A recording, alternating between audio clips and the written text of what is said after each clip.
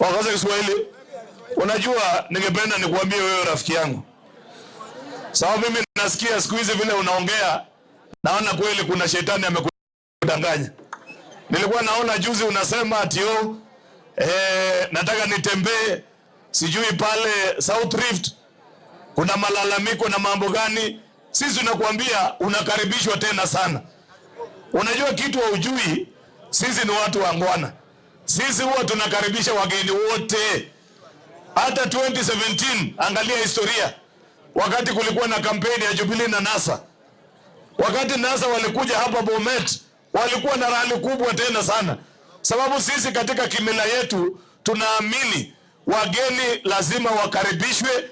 Hata ile utasema utapigiwa makofi kabisa na kuambiwa asante sana kwa kusema. Lakini mwisho wakati wa kura ananenye ama haikuwa namna hiyo. Si kura ilipatikana hapa. Uhuru walichukua 99% ya kura hapa Bomet. Despite the fact. Kwa hivyo wewe endelea kujidanganya na hiyo propaganda na kuitaita wewe kuja, sisi tunakaribisha wewe. Hakuna maneno ile sisi tuko naye. Na ile kidogo umekusanya kwa watu, wewe letea sisi. Wewe umeturudishia ile kidogo imekulwa pia kwa miaka ingine. Sisi tunashukuru kwa hiyo. Lakini hapana danganya kwa akili yako ufikirie ati tuko tayari kwa njia yoyote kukufuata twende upinzani. Tunakufuata aje na wewe kitu ya kwanza hawezi kuomba kura. Wewe uko impeached.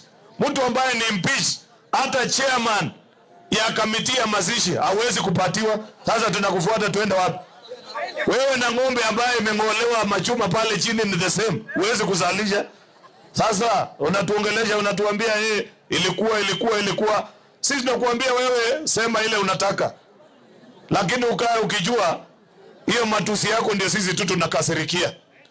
Unajua juzi nimesikia ukisema utaua nyoka na watoto wake.